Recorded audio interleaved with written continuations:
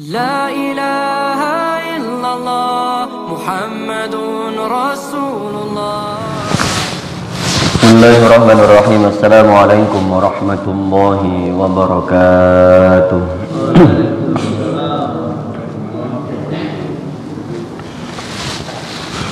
Bismillahirrahmanirrahim. Bismillah, alhamdulillahil karimil hannan, yaghfiru liman syaa'a bifadlihi wa yu'adzibu man yasha'u bi'adlihi. La ilaha illa huwa dzul jalali wal ihsan. Wa asyhadu an la ilaha illallah syahadatan tunajji qailaha min azabin niran. Wa asyhadu anna sayyidana Muhammadan abduhu wa rasuluhu nabiyyu akhiriz zaman sallallahu alaihi wa ala alihi wa ashabihi wa sallama tasliman katsira fi kulli waqtin wa awan, amma ba'du.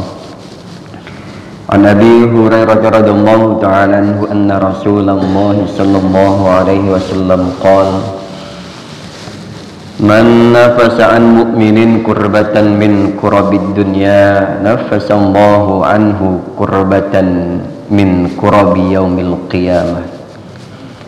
Wa man yassara ala mu'sirin yassarallahu alaihi fid dunya wal akhirah.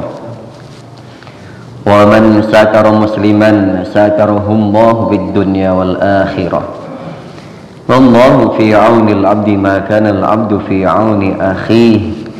Wa man salaka tariqan yaltamisu fihi ilman sahhalallahu lahu bihi tariqan ilal jannah. Wa man jatama qaumun fi baitin min buyutillahi ta'ala yatluna kitaballahi wa yatadarasunahu bainahum illa nazzalat alaihimus sakinah wa ghasyiyatuhumur rahmah wa haffathumul malaikah wa dzakarahumullahu fi man indahu wa man abda'a bihi amaluhu lam yusri' bihi nasabuhu. Rawahu Muslim bihadzal lafzi.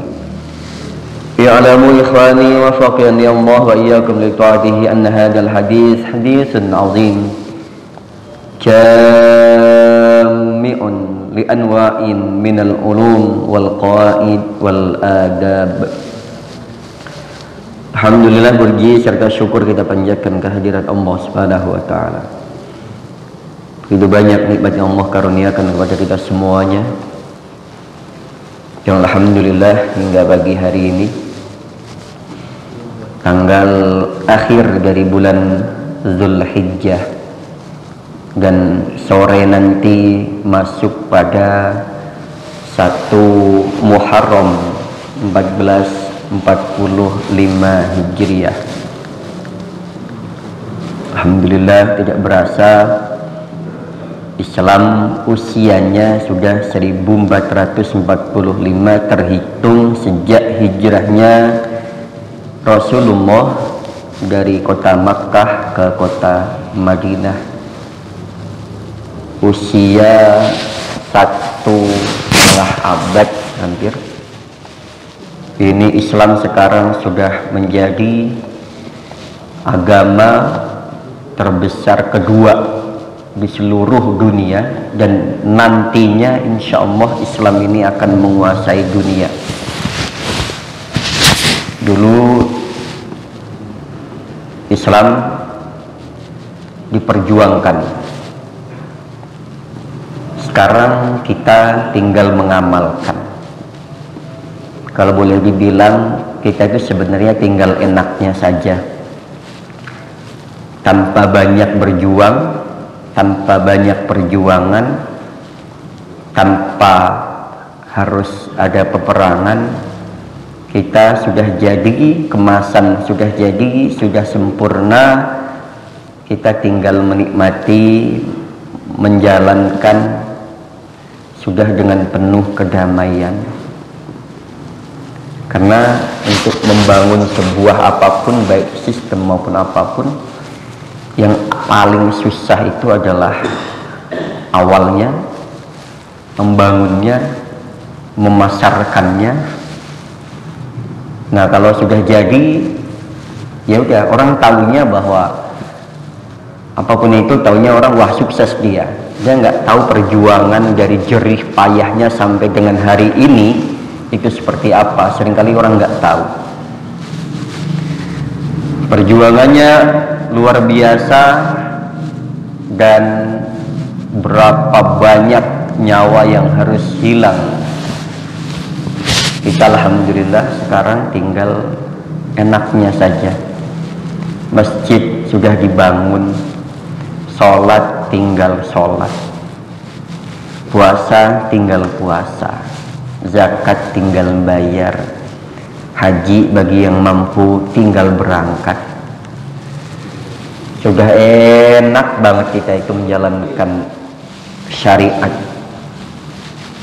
Jamaah sekalian, hadis yang disampaikan oleh Abu Hurairah radhiyallahu ta'ala anna Rasulullah sallallahu alaihi wasallam qala, sesungguhnya Rasulullah sallallahu alaihi wasallam bersabda. Berkaitan ini, hadis ini ditengarai mengandung dari aneka macam, atau diantaranya adalah anwa'un minal ulum, ilmu, qawaid, yaitu dan juga wal adab, dan juga adab. Ada ilmu, qawaid, dan juga adab. Ada sekitaran ilmu dan juga kepedulian dan juga adab. Di sini sampaikan Rasulullah menyampaikan hadis riwayat Muslim. Beliau menyampaikan man nafasa an mu'minin kurbatan min kurabid dunya nafasallahu anhu kurbatan min kurabi yaumil qiyamah. Barang siapa yang meringankan atau membantu an mu'minin, dari seorang mukmin kesusahan, membantu mengangkat atau menyelesaikan kesusahan dari orang mukmin, min kurabi dunia, dari kesusahan urusan dunia, nafasallahu anhu kurbatan min kurabi yaumil qiyamah. Allah nanti akan mengangkat kesusahan-kesusahan yang akan kita alami nanti di hari kiamat. Jadi jamaah sekalian, posisi kita saat ini itu belum aman, dan belum ada garansi jaminan dari siapapun bahwa nanti di akhirat kita akan selamat. Meskipun kita ahli sholat, tapi satu pun di antara kita tidak ada yang menggaransi. Lain dengan sahabat Nabi yang di antara 10 ada sahabat yang 10 sahabat yang sudah dijamin masuk surga. Nabi sendiri adalah orang yang sudah maksum dan sudah dijamin oleh Allah masuk surga, bahkan tanpa hisab. Kita belum ada jaminan, Pak. Bahkan belum ada jaminan kita bakal mati dalam keadaan husnul khotimah. Kita mungkin terlalu tenang untuk menghadapi kehidupan ini, dan kita terlalu tenang akan sedikitnya persiapan menuju ke arah sana. Kita masih biasa-biasa saja, level ibadah kita masih biasa, sholatnya juga sama gitu-gitu aja, zikirannya, wiridannya cuma segitu-gitu aja, sholat malamnya, puasanya masih ukuran standar. Tapi itulah memang kekuatan kita, baik kekuatan iman dan fisik. Memang umat Rasulullah ini umat yang lemah, dan ibadahnya sederhana, standar segitu aja. Baca Qur'annya juga kita segitu-gitunya. Tapi harapan kita jauh. Makanya Abu Nawas kan mengajarkan kita sebuah syair untuk orang lemah kayak kita ini. Ilahi lastu lil firdausi ahla wala aqwa 'alan naril jahimi. Allah, kita ini nggak pantas masuk surga, tapi nggak kuat masuk neraka. Nah, terus maunya gimana kalau bahasanya itu? Iya, udah tahu nggak pantas masuk surga, juga nggak ada garansi masuk surga, tapi kalau taruh di neraka juga nggak kuat. Jadi gimana solusinya? Ya solusinya ya ibadah semaksimal mungkin. Nanti urusan neraka atau surga itu biar nanti Allah yang punya. Yang nantinya bagaimana keputusan Allah. Kalau bahasan kita, kalau memang tega ya masukin neraka. Seperti itu kalau gitu. Ya Allah, kalau memang tega ya masukin neraka. Kalau nggak tega ya masukin surga. Tapi yang juga nggak cukup amalan kita untuk menebus tiket surga itu masih sangat jauh sekali. Bahkan terkadang kita nggak peduli dengan kondisi orang sekitar. Maka Nabi mengajarkan kepedulian begitu pedulinya sehingga Rasul menyampaikan man nafasa an mu'minin kurbatan min kurabid dunya. Barang siapa yang membantu mengangkat atau menyelesaikan urusan kehidupan dunia seseorang, maka jangan khawatir, itu dijamin oleh Allah nafasamau anhu kurbatan min kurabi yaumil qiyamah. Nanti Allah akan membantu kita urusan akhirat kita di hari kiamat terutama. Itu nanti akan dibantu. Jangankan hari kiamat, Bapak jamaah sekalian, banyak kisah-kisah dari kawan-kawan saudara kita yang pergi haji.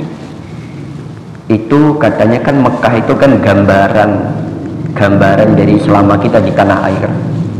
Apa yang kita lakukan di sana biasanya akan kita dapatkan atau akan mendapatkan balasan.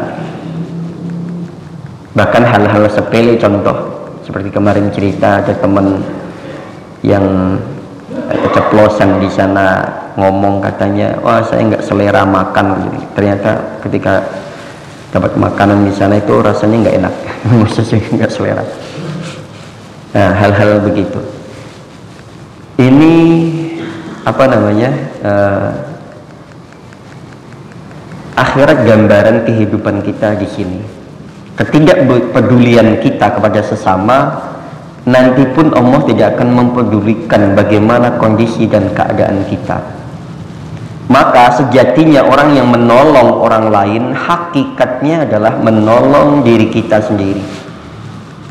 Sekali lagi, sejatinya orang yang menolong orang lain hakikatnya adalah kita sedang berusaha untuk menolong diri kita sendiri. Orang yang membantu orang lain hakikatnya sedang membantu dirinya sendiri. Orang yang peduli dengan orang lain hakikatnya sedang mempedulikan dirinya sendiri. Karena orang lain juga cerminan diri kita dan sama seperti kita. Dan yang paling penting adalah ketika kita menolong orang lain, membantu, peduli dengan orang lain, itu hakikatnya kita sedang merayu Allah Subhanahu wa Ta'ala untuk peduli dengan kita. Riyaknya sama Allah saja, jangan sama orang lain. Bismillah ya Allah, saya niatkan bantu orang, misalkan peduli dengan seorang, ya Allah, hanya karena Engkau ya Allah, bukan karena siapa-siapa. Berharap kelak saya mendapatkan masalah ketika di akhirat, karena pasti kita dapat masalah nanti di akhirat, bukan hanya dunia saja. Dunia sih nggak seberapa dan nggak seberapa lama, paling 60, 70, 80, yang 90 udah jarang-jarang. Hakikatnya sedang peduli dengan diri kita sendiri.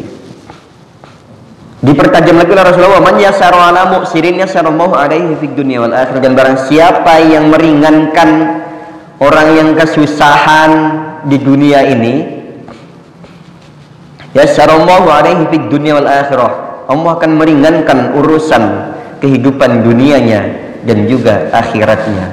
Masya Allah Pak, Allah itu kalau sama kita enggak hitung-hitungan. Kita ngeringanin urusan orang di dunia, Allah ringanin urusan kita di dunia dan akhirat. Kebaikan-kebaikan kita, keringanan-keringanan kita yang selama ini kita dapatkan, urusan apapun, itu bisa jadi karena kita dulu pernah meringankan urusan orang. Masalah berat hidup kita bisa jadi dulu kita pernah memberatkan urusan orang.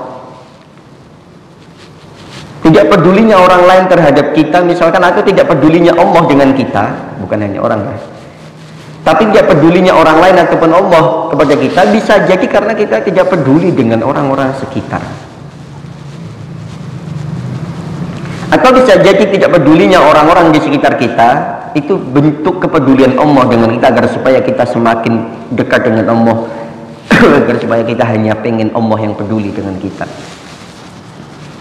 Ini urusan sosial, begitu Rasulullah menyampaikan begini. Barang siapa yang meringankan yasaru ala mu'sirin, orang yang kesusahan, Allah akan meringankan urusan dunia dan akhiratnya. Wa man satara musliman satarahullahu fid dunya wal akhirah. Dan barang siapa yang menutup aib, ini di sini sebutkan musliman, orang muslim. Allah alam kalau membicarakan keburukan orang yang bukan muslim, apakah masuk kategori dosa atau enggak? Tapi hanya di sini disampaikan bahwa itu musliman yang wajib bukan berarti membolehkannya, tapi urusannya itu nanti urusan sosial saja kali ya. Di sini sebutkannya hanya muslim, enggak disebutkan hanya orang saja. Tapi kalau yang tadi di atas mukmin, kurbatan. Nah kemudian yang berikutnya waman yasaru ala muksirin, ini umum. Barang siapa yang meringankan orang yang sedang kesusahan, membantu meringankan beban orang yang kesusahan. Tapi di sini tidak disebutkan mukminnya. Nah yang berikutnya di sini disebutkan muslimnya. Waman satara musliman, barang siapa yang menutup aib orang muslim, satarahullahu fid dunya wal akhirah, maka Allah akan menutup aibnya di dunia dan bahkan di akhirat. Pak, kita sama-sama punya aib, punya dosa yang orang lain tidak boleh tahu oleh kita, yang kita sendiri malu kalau itu ketahuan. Mungkin kita dulu pernah melakukan satu kemaksiatan di masa-masa jahiliyah kita, di masa-masa kita bodoh, di masa-masa kita muda. Itu masa lalu yang mungkin kita kalau ketahuan sama orang, kita akan merasa malu di dunia ini. Tapi janji Allah, kalau kita sudah punya aib, tutup aibnya orang lain, nanti Allah akan menutup aib kita di dunia wal akhirah, bahkan di akhirat. Yang repotnya kalau kemudian di dunia kita aibnya dibuka, di akhirat dibuka. Malu juga kalau di dunia ditutup, tapi nanti di akhirat disebarluaskan, ditampilkan di hadapan umum. Ini loh si fulan dulu begini. Kaget semua orang, nggak nyangka ya, ternyata. Biasanya kan gitu. Repot kalau nanti di akhirat dihukumnya di depan orang banyak, diadilinya di depan orang banyak, dibuka oleh Allah. Ini loh dosa-dosamu selama di dunia, saya tutupin dulu, tapi karena kamu nggak nutup aib orang, sekarang saya buka di depan orang-orang semuanya. Nah ini yang kita khawatirkan begitu Pak. Kita dipermalukan, kita kan paling malu kalau dipermalukan di depan umum. Makanya kalau ada urusan apa-apa, negurnya jangan depan umum, panggil 4 mata, ajak bicara, sampaikan dengan bahasa yang enak. Pak, mohon maaf, tadi sholatnya saya lihat kok sujudnya 3 kali misalkan. Tadi saya lihat kok begini, kayaknya itu kurang pas deh Pak. Jangan negur depan umum. Ada beberapa masjid itu, tapi bukan di sini ya, area Pamulang, tapi bukan saya juga. Itu pengalaman teman-teman beberapa kali itu naik mimbar Jum'ah atau pokoknya naik podium lah ya. Ketika turun, ada di antara GKM itu yang langsung to the point saat itu negur bahwa oh tadi ceramahnya begini, langsung dikoreksi. Mungkin niatnya baik, tapi caranya yang kurang hikmah, kurang bijaksana. Alangkah baiknya dipanggil atau nanti nunggu sepi. Pak, tadi saya perhatikan Bapak membaca ayatnya salah misalkan, atau tafsirannya nggak begitu. Tapi kita juga nggak artinya menilai orang dengan tafsir kita. Tafsir kan banyak, Al-Quran saja ditafsirin dengan banyak sekali ahli tafsir. Apalagi tafsiran kita, tafsiran yang minimalis, artinya sedikit pengetahuan dan sedikit ilmunya. Sampaikan, ayo berapa masjid begitu, langsung ditegur langsung. Ada kawan-kawan yang pernah tampil di sini pernah menyampaikan hal begitu. Ada yang kemudian sampai kapok, nggak mau naik, nggak mau hadir di masjid itu lagi karena merasa tidak pasnya gini. Boleh lagi kritik atau disampaikan, tapi caranya dia. Nah ini Pak, kita paling malu itu kalau kemudian ribut-ribut, rame-rame atau apapun kita itu di tempat umum. Apalagi kita kalau dipermalukan di depan umum, hati-hati makanya. Terutama kita misalkan di grup-grup itu biasanya nih, ya kalau yang selera humornya tinggi, dia akan menganggap bahwa itu bagian dari candaan. Tapi kalau orang yang selera humornya minim, sedikit, itu orang bercanda dianggap serius, orang serius dianggap bercanda. Orang lagi ngomong santai dia ngegas, biasanya gitu. Kalau orang yang selera humornya rendah, tapi yang humornya tinggi juga memang harus melihat sikonnya ya.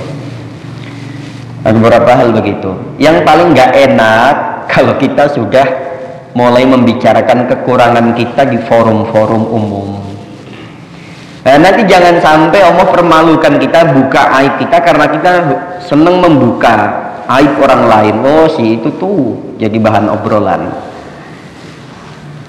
Na'udzubillah min dzalik, jangan sampai kita karena ulah kita begitu kemudian Allah tidak berkenan menutupnya. Hari ini masih Allah tutup aib-aib kita. Yakinlah semua orang kita punya masa lalu yang tidak semuanya bagus. Punya masa-masa di mana kita mungkin barangkali melakukan hal-hal yang hingga saat ini malu kalau kita ingat-ingat, kalau malu kalau ketahuan orang. Pasti ada. Kita semua pasti ada hal-hal begitu. Nah, apalagi kalau sampai Allah nanti di hari kiamat diadili di depan umum. Contoh misalkan saya diadili di depan orang-orang penjamaah. Di dunia saja dipermalukan begitu, apalagi di akhirat. Nanti malunya kayak gimana? Oh, kirain orang bener nggak tahu kan biasanya gitu kita kan orangnya kirain orang bener, kirain orang ini ternyata biasanya. Nah ini zaman sekalian, mudah-mudahan Allah tutup aib kita baik dunia maupun akhirat. Bukan hanya ditutup, tutup permanen. Kita maunya tutup permanen, diampuni secara permanen, nggak diungkit-ungkit lagi, nggak dibuka-buka lagi. Tenang, Allah itu nggak seneng buka aib orang. Itu rahasianya, tenang aja. Allah itu nggak suka membuka aib orang. Jadi kalau kita pengen ngikutin Allah, jangan suka membuka aib orang, apalagi membuka di depan umum. Si anu kan begini begitu ya, sebenarnya. Nanti kalau Allah sudah bosen sama kita, takutnya Allah bosen sama kita. Nih orang udah ditutupin kok masih ngeyel aja, ya udah sekalian tak buka nih. Nanti repot urusan kita.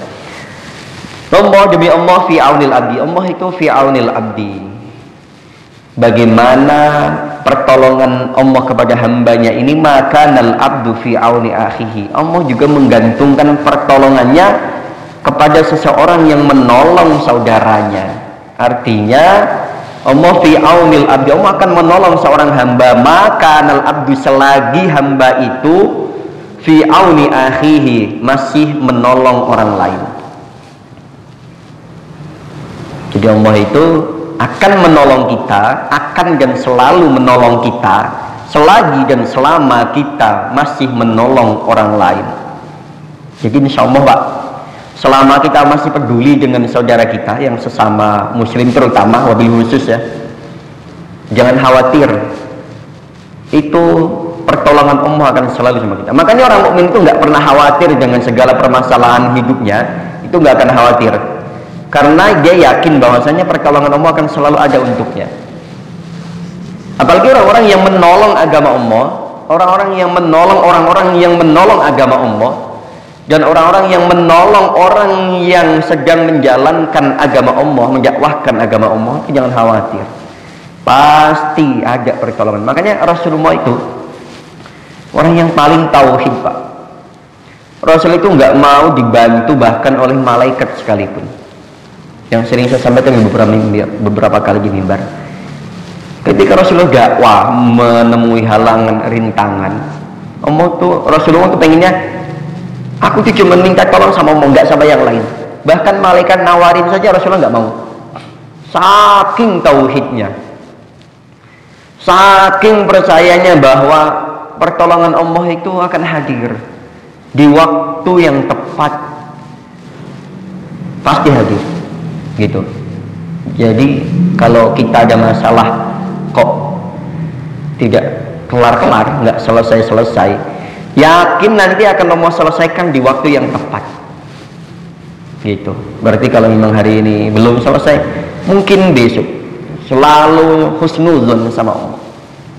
Nah ini jamaah sekalian, jadi Allah itu akan menolong kepada siapapun seorang hambanya selagi si hamba itu peduli. Ternyata urusan sosial itu juga bahasanya adalah menarik perhatian Allah. Ya kalau situ masih peduli, saya masih peduli, bahasanya gitu. Kalau situ nggak peduli sama orang, ya saya nggak peduli sama situ, bahasanya gitu. Artinya pertolongan Allah ada pada hamba-hamba yang lain. Jadi jangan pernah meremehkan, menyepelekan orang. Kalau nggak mau disepelekan orang, jangan pernah berhenti menolong orang kalau kita tidak pengen Allah berhenti menolong kita. Bisa jadi nanti saya ditolong itu karena saya pernah bicara di sini seperti sekarang ini, dan Bapak mendengarkan, Bapak-bapak ngamalin. Bisa jadi pertolongan saya di pagi hari ini karena sebab saya menyampaikan ini, kemudian Bapak-bapak paham mengamalkannya. Itu bisa sangat mungkin terjadi. Bisa jadi Bapak mendapatkan pertolongan karena menolong agama Allah, menghidupkan suasana taklim pagi hari ini. Menolongnya bukan hanya meringankan urusan, tapi kan tadi diantaranya. Bisa jadi kita nanti masuk surganya ditolong oleh Allah karena kita menolong masjid ini, memakmurkan masjid ini. Bentuknya sangat banyak sekali. Hal-hal yang sepele sekalipun ini jangan pernah diremehkan, bahkan oleh orang, mohon maaf, yang kita anggap bukan siapa-siapa dan bukan apa-apa sekalipun. Makanya Nabi dan orang-orang soleh tidak pernah sekalipun meremehkan bahkan urusan kecil sekalipun. Ini jam sekalian bagi hari ini masih baru belum ada setengah. Soalnya nanti akan kita lanjutkan untuk hari berikutnya. Dan jamaah sekalian, ini untuk mengingatkan kita betapa pentingnya ada urusan kita ada sama orang lain. Pertolongan Allah itu ada dalam hamba-hamba yang lain, bukan hanya di kita saja. Jadi keselamatan kita itu masih banyak sekali bergantung dengan orang lain juga, Pak. Artinya kita nggak bisa menyelamatkan diri. Kita bahkan masih bergantung dengan pertolongan orang, masih bergantung dengan pertolongan Allah melalui orang tersebut. Makanya saya seringkali mengajak kepada jamaah gini loh, yang urusan sepele ini ya, di luar konteks. Saya seringkali mengajak jamaah sekalian, meskipun secara hadis, andaikan tidak kita jumpai ajakan untuk doa bersama, saya menghimbau untuk ikut doa bersama. Siapa tahu di antara kita ini ada orang-orang soleh yang doanya mustajab, mengaminkan. Kita nggak diterima, ini nggak diterima, kok ternyata ada satu yang aminnya pas barengan dengan aminnya malaikat, diterima sama Allah. Wah, itu nggak ada tuntunannya. Kita belum levelnya, Pak. Masih jauh kita untuk mengakui bahwa hadis itu hasan, sahih, dan lain sebagainya. Oh, ini nggak ada hadisnya. Kita jangan pernah bilang, Pak, ini nggak ada hadisnya. Kita ini bukan orang ahli hadis, bukan rijalul hadis, bukan ahli hadis, bukan perawi, bukan macam-macamnya. Kita nggak tahu, siapa tahu hadisnya ada, ya kan? Makanya hal-hal seperti ini saya makanya sering bilang, ayo kalau diajak doa bareng misalkan, atau siapapun yang ini, kita mengaminkannya saja. Siapa tahu kita pas lagi ikhlas-ikhlasnya, Bahkan orang doa sendiri saja, andaikan kita sempat, ya Allah amin, kabulkanlah doanya. Kita pas lagi ikhlas-ikhlasnya Allah ijabah. Mungkin orangnya ketolong sama aminnya kita. Doa kita ketolong dengan diaminkannya orang lain. Ini perkara hal-hal begitu kelihatannya remeh ya, tapi ada muatannya besar. Ini coba sekalian bagi ini kurang lebih mohon maaf, dan mudah-mudahan semakin menambah kepedulian kita kepada orang lain, agar supaya kita mendapatkan peduli dari Allah Subhanahu wa taala. Dan di antara beberapa poin yang di atas nanti jamaah sudah paham semuanya, kita beristighfar kepada Allah, astagfirullahaladzim. Dan kepada jamaah saya mohon maaf, dan kita saling memaafkan. Kita tutup dengan doa kifaraah majelis. Subhanakallahumma wa bihamdika asyhadu an la ilaha illa anta astaghfiruka wa atubu ilaik. Billahi taufiq wal hidayah. Assalamualaikum warahmatullahi wabarakatuh.